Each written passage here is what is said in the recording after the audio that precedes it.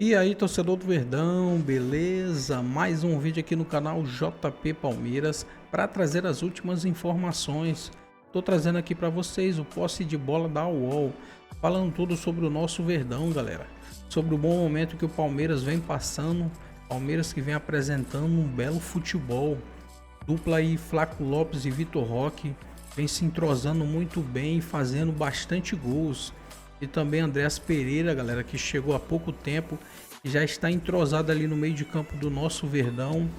Palmeiras que está sendo um dos favoritos para a conquista do Campeonato Brasileiro e da Libertadores da América. Fica aí até o final do vídeo, não se esqueça de deixar aquele like, beleza? Que o Palmeiras agora virou o time que a gente gosta de ver jogar. A gente, tô falando quem não é palmeirense. Tem algum não palmeirense aqui? Tá mutado. Tô demais, só estamos discutindo quem tá jogando melhor, fotografia do momento, porque o Palmeiras mudou radicalmente nas últimas semanas. Primeiro, com a fixação dessa dupla, que é uma das grandes sensações da temporada, né? Flaco Lopes e Vitor Roque. O Flaco Lopes, o Danilo falou, fez vários gols na temporada passada, mas ainda era considerado um jogador só de definição, só de bola aérea e tal. Ele tem jogado numa função diferente, ele tem sido o 10 do Palmeiras, tem jogado demais mesmo, uma coisa impressionante. E o Vitor Roque é a definição, é a saúde pura. O Palmeiras investiu milhões, bilhões em jogadores muito bons. E agora, no campo, com um sistema mais adequado a eles, o Palmeiras está jogando, está dando gosto. Porque assim, a era Abel é muito marcada por... E eu não sou também desses críticos de que exigem um futebol completamente vistoso. E a era Abel não é uma era de futebol vistoso. Mas com esses jogadores o Palmeiras poderia jogar mais. E está jogando agora, né? A partida, o primeiro tempo contra o Internacional foi um deleite. O primeiro tempo contra o River foi um deleite. No nível Flamengo, comparando agora. Nível Flamengo de produção ofensiva, de competição, de domínio do adversário, né? Então, e o time que a gente gostava de ver jogar, o neutro, era o Flamengo. O Palmeiras, a gente sabia que era eficiente. Agora o Palmeiras mostra uma outra faceta, né? Dá prazer ver o Palmeiras jogar. E acho que essa situação, ela tende a ser aprimorada, né? Porque o Andreas Pereira acabou de chegar, ele tem bastante opção no banco agora, o Abel Ferreira, e acho que o Palmeiras tem totais condições de passar pelo River. Você lembra quando saiu o chaveamento? O Flamengo é bem favorito, até o Mauro analisava com propriedade a questão dos obstáculos do Flamengo daquele lado da chave, os times argentinos, e o Flamengo bem superior tecnicamente. Agora você enxerga o mesmo desse lado da chave, né? O Palmeiras subiu o nível, e isso está bastante claro, e talvez também tenha aí gás, força para brigar com o Flamengo pelo título brasileiro, que também parecia muito difícil perseguir o Flamengo. O Palmeiras passou a ser outro de algumas semanas para cá, com um novo time jogando, com os novos reforços entrando. Além de eficiente, agora ele é plasticamente interessante. Antes do Mauro, só um minutinho, aí o Mauro pode até falar sobre isso. O que fica demonstrado para mim é a superioridade de Flamengo e Palmeiras em relação aos times brasileiros. É o que nós vimos. Nós vimos aí o Atlético, nós vimos aí o Fluminense, nós vimos o São Paulo, não é isso? Melhor do que todo mundo, né? Os dois estão sobrando na turma. Sim. Cruzeiro, mais ou menos.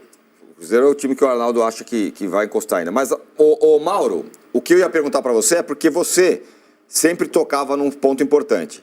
O Palmeiras precisa jogar mais do que vem jogando pelo investimento que fez, pelo time que tem.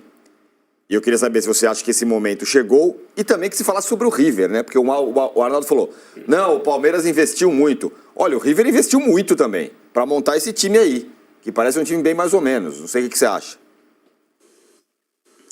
O River Plate investiu perto de 35 milhões de euros. Além dos jogadores caros que já tinha, contratou mais gente, né?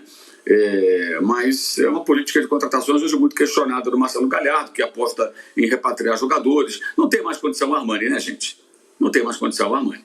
O Armani, o primeiro gol do Palmeiras, ele todo atrapalhado, aquela cobrança de falta do Andrés, que nem foi perto da trave, nem foi tão violenta. Ele defende todo embananado, goleiro pesado, já envelhecido, claramente sem reflexos, mas ele morre abraçado com os caras. O Enzo, com 39 anos, mais o Nath, com 37, 36, algo assim, né? Ou seja, 2 veteranos no meio campo.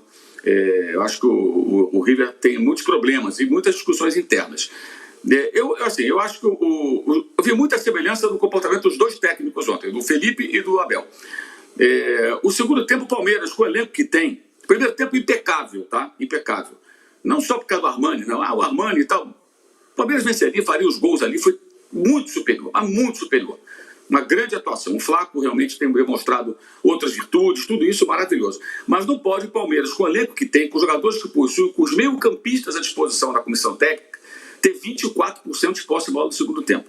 O Palmeiras, jogando mal, foi eliminado no Mundial, não porque jogava mal, porque o Chelsea também não conseguia fazer o gol, mas porque chama o Chelsea para ficar rodando a sua área. Aí uma bola esquisita ali, desviou do Giai, né? Falhou o Everton, gol, foi eliminado. E aconteceu um gol que dá uma esperança para o River Plate. Eu acho muito pouco provável que o River vença em São Paulo. Mas muito pouco provável. Esse River, como o Danilo falou, ele é pior, muito pior do que aquele de 2020, né? E o Palmeiras é um time melhor, de fato. Aquele Palmeiras era o Palmeiras do Luiz Adriano, né? Fez 3-0 em gols de contra-ataque, pandemia, sem público, jogo na cancha do Independente. E no jogo de volta, o River dominou completamente o Palmeiras. É outro momento. O Palmeiras tem os jogadores, tem um elenco melhor, hoje é um time muito superior, vai jogar em casa, tem que exorcizar os seus fantasmas dos tropeços que geraram eliminações 8, né, nos últimos tempos da Libertadores e da Copa do Brasil, mas é muito melhor e está em vantagem, está ganhando. Mas poderia e deveria sair com uma vantagem maior. O gol é totalmente acidental, a bola que desvia, como o gol do Estudiantes também, a bola desvia do chute do Carrilho, desvia no Léo Pereira e acaba indo para dentro do gol. Então, eu acho que o segundo tempo, eu acho que o Palmeiras não deveria ter chamado tanto o River para a sua área. O Palmeiras tem condições hoje de, num jogo desse, ter a bola, mantê-la mais tempo longe da sua área e cadenciar e controlar o jogo. Controlar o jogo não é necessariamente você recuar e chamar o adversário. E eu falo isso porque você tem hoje mais jogadores com boa técnica que jogam no meio campo que podem mudar a proposta, né? Há momentos em que o adversário te encurrala, mas o River Plate nem tinha volume para encurralar. Na verdade, o Palmeiras chamou o River Plate. E aí foi castigado com um gol. Não teve também jogadas de velocidade, não conseguia encaixar tantos contra-ataques nos espaços que havia atrás da última linha do time argentino. E era para vencer demais. E venceu só por um gol de diferença. Mas vai jogar em casa com uma vantagem muito grande. O Palmeiras acho que vai se classificar. Eu não acredito que o River consiga surpreender. Vai ter que o Palmeiras jogar muito mal e o River jogar o que nunca jogou esse ano para eliminar o Palmeiras em São Paulo. Danilo, por que o Palmeiras se transformou dessa forma, você acha? Bom, primeiro eu acho que tem a questão da paciência que a diretoria tem. A gente às vezes deixa passar isso batido, mas o Palmeiras, ele blinda, né? A gente ouve torcida organizada, imprensa, torcida comum, tem um monte de coisa que acontece. Né? 2 parênteses. Há 3 semanas atrás com o ciclo. Exato. Vai embora, tal. Pois é, esse e é a segunda observação é que chegamos com folga e passamos. Com folga e passamos da audiência brutal. Audiência brutal, portanto. Primeiro, eu acho que é a questão da paciência, do que a gente às vezes deixa passar batido. Essa turbulência grande fora de campo não interfere no vestiário do Palmeiras. Embora o Abel às vezes vá para a coletiva e dá lá os pitis dele, xinga um, xinga outro, reclama da torcida, ironiza a torcida na hora que foi xingado lá, ele bate palma e finge que não ironizou. Tem sempre esses poréns, mas a diretoria do Palmeiras consegue blindar de uma forma que eu acho elogiável. Tem a dar calma o suficiente para o Abel trabalhar. A gente pode debater aqui se o Abel fez essa mudança de uma forma tardia, se essa dupla poderia, por exemplo, ter classificado o Palmeiras contra o Corinthians. Não dá para saber. É uma questão que a gente vai ficar sempre no C. Fato é que, apesar da eliminação, o trabalho foi mantido, deu-se o tempo ao Abel e o Abel encontra agora a dupla, que eu acho que para mim é a principal mudança do time, porque ele fez de um jeito que um eleva o outro. O Vitor Roque não estava jogando tão bem, não estava perdendo gols nem nada, mas ele não estava conseguindo ser decisivo. Quando vira dupla com o Flaco eleva o Vitor Roque e o Vitor Roque eleva o Flaco. Os dois se entendem e de uma maneira imediata, que é mais ou menos como a gente falava, como eu sempre falo, que eu fico sempre impressionado como o Saúl entrou no time do Flamengo e já se entendeu com o Jorginho rapidamente. Os dois controlaram o meio-campo do Flamengo muito rápido. Em pouco tempo eles já estavam ali, praticamente se entendiam no olhar. O Flaco e o Vitor Roque é a mesma coisa, foi muito rápido o entrosamento deles. Logo no primeiro jogo eles já estavam dando certo. Então isso foi muito, muito bom para o Palmeiras. Eu acho que esse é o principal ponto de a gente ver hoje um time muito melhor do que a gente via até então. O Palmeiras sempre foi eficiente, o Palmeiras chegou a dar sinais, mesmo antes de mudar a dupla de ataque, chegou a dar sinais de um time que conseguiu jogar muito bem contra o Grêmio, fez 20 minutos incríveis, mas depois sofreu o resto do jogo, jogou bem contra o Atlético Mineiro, não conseguiam se repetir. Hoje, se a gente for analisar agora Palmeiras e Fortaleza, a gente pode esperar um Palmeiras jogando de novo muito bem contra o Fortaleza amanhã no Allianz Parque. É diferente das outras partidas que a gente sempre ficava na dúvida. O Palmeiras entrou no trilho, aparentemente, a ponto de, como disse o Arnaldo, falar que quem não é palmeirense agora tem uma expectativa de assistir o jogo do Palmeiras, coisa que não acontece há um bom tempo. E o Palmeiras investiu para isso, então é um resultado, só que é implacável, Tironi.